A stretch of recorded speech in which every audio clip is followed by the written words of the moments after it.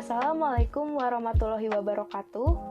Kami dari kelompok 2 kelas 12 IPA 4 akan mempresentasikan tentang kasus penindakan pelanggaran oleh Satpol PP. Namun sebelumnya, saya akan memperkenalkan anggota terlebih dahulu. Saya Trivania Elizabeth, absen 34 sebagai ketua. Tugasnya adalah memperkenalkan anggota beserta tugasnya dan menyampaikan pendahuluan presentasi. Selanjutnya, Reza Ayu Pravitasari, absen 31, sebagai moderator. Tugasnya adalah menyampaikan nama presentator dan subdata yang akan dipresentasikan. Kemudian, ada presentator data yang terdiri dari 6 orang, yaitu Amos Kristina absen 1, Anak Agung Dewi Anjani absen 2, Istiara Makansya absen 14, Loisina absen 17, Luvena Cornelia absen 18, dan Naina Roshika absen 23.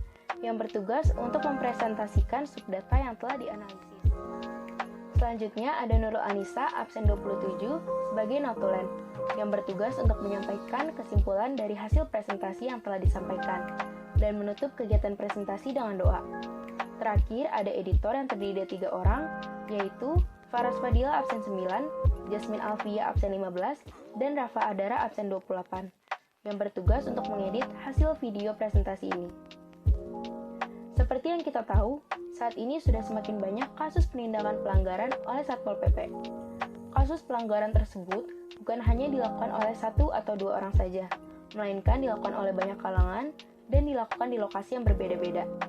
Oleh karena itu, kelompok kami akan mempresentasikan hasil analisis dari data yang telah kami dapat. Peran jumlah pelanggar akan dipresentasikan oleh Luvena Cornelia, umur dan jenis kelamin pelanggar oleh Istiarah Makansya, rata-rata jumlah pelanggar per jam oleh Loisina, jenis pelanggaran oleh Naina Roshika, sanksi pelanggaran oleh Anak Agung Dewi Anjani, persebaran lokasi pelanggaran oleh Istiarah Makansya, top 10 kelurahan lokasi pelanggaran oleh Amos Kristina. Selamat menyaksikan!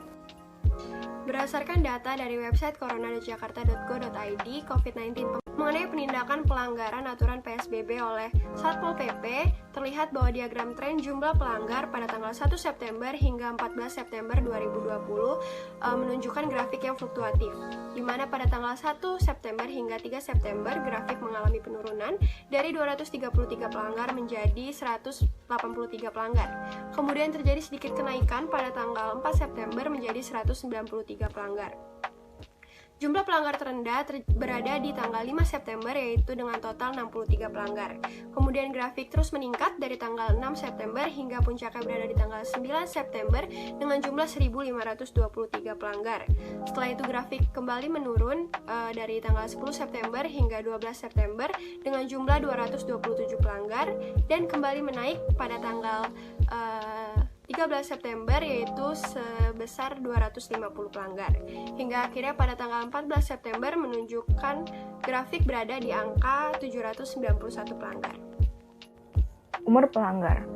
Pelanggaran yang dilakukan oleh anak-anak yang berusia di bawah 10 tahun sejumlah 10,1% atau sebanyak 849 orang. Pelanggaran yang dilakukan oleh orang-orang yang berusia 11-20 tahun yaitu sebanyak 17,4% atau sejumlah 1.465 orang. Kemudian pelanggaran yang dilakukan oleh orang-orang yang berusia di antara 21-30 tahun yaitu sejumlah 31,1% atau sebanyak 2.621 orang. Lalu pelanggaran yang dilakukan oleh orang-orang yang berusia 31-40 tahun yaitu berjumlah 19,4% atau sebanyak 1.641 orang. Selanjutnya, pelanggaran yang dilakukan oleh orang-orang yang berusia 41-50 tahun yaitu sebanyak 13,5% atau sebanyak 1.141 orang. Lalu, pelanggaran yang dilakukan oleh orang-orang yang berusia di antara 51-60 tahun yaitu sejumlah 6,4% atau sebanyak 543 orang. Dan pelanggaran yang dilakukan oleh orang-orang yang berusia di atas 60 tahun yaitu sebanyak 2,1% atau sejumlah 180 orang. Selanjutnya ada jenis kelamin pelanggar. Seperti yang bisa kita lihat pada data bahwa ternyata pelanggaran lebih banyak dilakukan oleh laki-laki yaitu sebanyak 81,7% atau sejumlah dengan 6.112 orang. Kemudian pelanggaran yang dilakukan oleh perempuan yaitu sebanyak 18,3% atau sejumlah dengan 1.552 orang. Subdata mengenai rata-rata jumlah pelanggaran per jam. Jam 12 hingga jam 1 dini hari, rata-rata jumlah pelanggaran sebanyak 11,25. Jam 1 sampai jam 3 sebanyak 5. Jam 4 sampai jam 5 sebanyak 3. Jam 5 sampai jam 6 pagi sebanyak 8. Jam 6 sampai jam 7 sebanyak 4,83. Jam 7 sampai jam 8 sebanyak 9,56. Jam 8 sampai jam 9 sebanyak 18,45. Jam 9 sampai jam 10 sebanyak 68,15. Jam 10 sampai 11 sebanyak 61. Jam 11 sampai jam 12 sebanyak 82,69. Jam 12 hingga jam 1 siang sebanyak 88,85. Jam 1 sampai jam 2 siang sebanyak 61,43. Jam 2 sampai jam 3 sebanyak 50,79. Jam 3 sampai jam 4 sore sebanyak 50,21. Jam 4 sampai jam 5 sebanyak 50,77. Jam 4 sampai jam 5 sebanyak 24,31.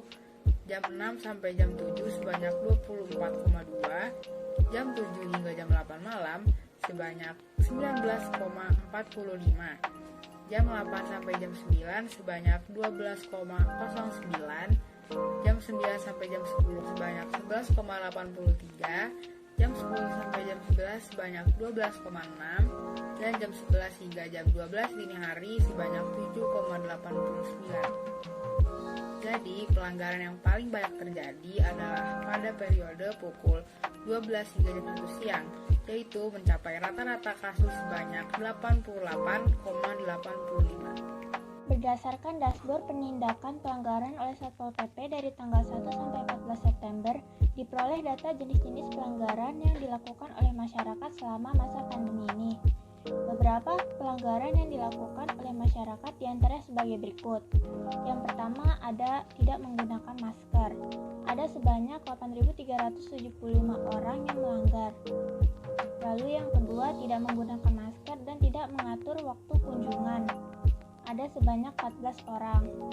Yang ketiga ada tidak mengatur waktu kunjungan dan tidak memakai masker. Ada sebanyak 14 orang. Lalu tidak menggunakan masker dan tidak menjaga jarak atau physical distancing antar orang sebanyak 12 orang. Yang kelima ada tidak mengatur waktu kunjungan sebanyak 8 orang. Lalu tidak menjaga jarak dan tidak menggunakan masker sebanyak 8 orang. Yang keenam ada mengharuskan pengunjung berbagi alat makan dan alat minum, contohnya seperti sisa dan yang lainnya, dan tidak menggunakan masker. Ada sebanyak 3 orang. Lalu tidak membatasi jumlah pekerja atau pengunjung sebanyak 50% dari kapasitas tempat atau fasilitas umum dan tidak menggunakan masker sebanyak 2 orang. Lalu tidak menjaga jarak atau physical distancing antar orang sebanyak 2 orang dan tidak menggunakan masker, tidak melakukan pembersihan dan disinfeksi secara berkala di area tempat atau fasilitas umum sebanyak 2 orang. Nah, selanjutnya ada sanksi pelanggaran. Yang pertama ada kerja sosial. Kerja sosial ini umumnya seperti membersihkan fasilitas umum. Namun di berbagai daerah ada yang harus menyemprotkan disinfektan di jalanan umum, bahkan ada yang sampai harus naik ke mobil ambulans. Nah, untuk data pelanggar ya, ada sekitar 7.655 jumlah pelanggar. Lalu yang kedua itu ada denda administrasi, ada sekitar 652 orang dengan denda yang terkumpul ada sebanyak 83.765.850 rupiah. Itu berarti untuk satu orang didenda sekitar 182.475 rupiah. Ketiga, kerja sosial dan teguran tertulis ada sebanyak 90 orang. Keempat, teguran tertulis dan sanksi sosial ada 23 orang. Kelima, teguran tertulis sebanyak 21 orang. Keenam, untuk toko, mall, atau restoran Penutupan 1 kali 24 jam. Ada sebanyak 2 orang. Kerja sosial dan denda administrasi. Ada sekitar 2 orang dengan jumlah denda yang didapat Rp400.000. Itu berarti 1 orangnya Rp200.000. 8 penyegelan dan kerja sosial sebanyak 2 orang. Ke-9 ada penyegelan sebanyak 1 orang. Ke-10 ada kerja sosial dan penyegelan sebanyak 1 orang. Lalu terakhir, 11 penutupan sementara 1 kali 24 jam dan teguran tertulis sebanyak 1 orang. Persebaran lokasi pelanggaran. Berdasarkan data, pelanggaran paling banyak dilakukan di daerah Jakarta Pusat, kemudian disusul oleh Jakarta Barat, lalu Jakarta Timur, Jakarta Selatan, dan yang terakhir Jakarta Utara. Menurut data dari corona.jakarta.go.id, ada 10 kelurahan dengan jumlah pelanggar tertinggi di daerah Jakarta, yaitu sebagai berikut. Yang pertama Pinangsia dengan jumlah 502, yang kedua Semanan 221, yang ketiga daerah Cempaka Putih 168 pelanggar, yang keempat Srengseng dengan 166 pelanggar, yang kelima ada Pegadungan 165, Kamal 161, Kalideres 158, Meruya Utara 157, Pondok Rangon 151, dan Kebonjeruk 138. Data-data yang tersaji dapat disimpulkan bahwa grafik mengalami penurunan dan kenaikan. Titik pelanggar terendah terjadi pada tanggal 5 September 2020 dengan 63 pelanggar, sedangkan grafik tertinggi terjadi pada tanggal 9 September 2020 dengan jumlah 1.523 pelanggar. Dari data tersebut dapat disimpulkan bahwa pada bulan September tanggal 1 sampai 14 September rata-rata keseluruhan jumlah pelanggar kurang lebih 605.000 pelanggar. Kemudian berdasarkan pelaku pelanggaran, masyarakat DKI Jakarta yang banyak melanggar adalah usia rentang 20 hingga 30 tahun dengan persentase 31,1%. Dapat dilihat bahwa muda-mudi Jakarta kurang memperhatikan akibat apabila kita melanggar peraturan.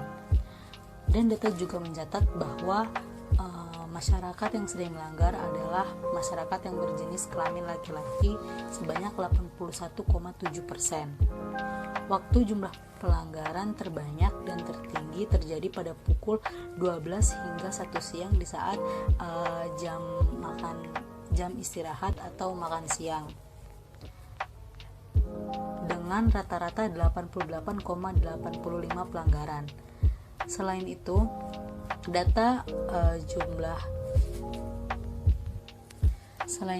jumlah pelanggaran terendah terjadi pada pukul 4 sampai 5 pagi, di mana rata-rata hanya sebanyak 3 pelanggaran, yaitu terjadi di saat masyarakat nonaktivitas di luar rumah.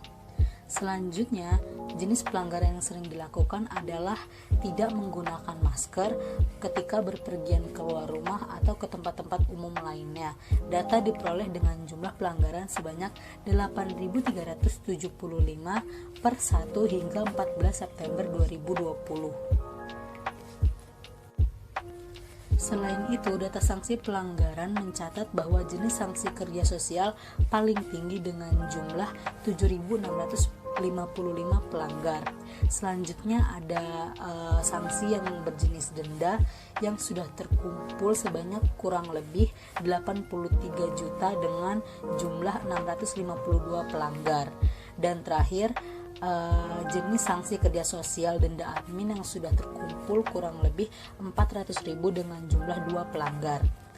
Selain itu, data mencatat bahwa daerah yang paling banyak melanggar adalah Kelurahan Pinangsia yang terletak di Jakarta Pusat dengan jumlah 502 pelanggar.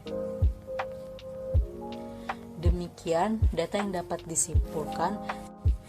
Terakhir, untuk menutup presentasi ini, saya berharap agar wabah COVID-19 ini cepat berlalu sehingga sehingga kita dapat beraktivitas secara normal seperti sedia kala.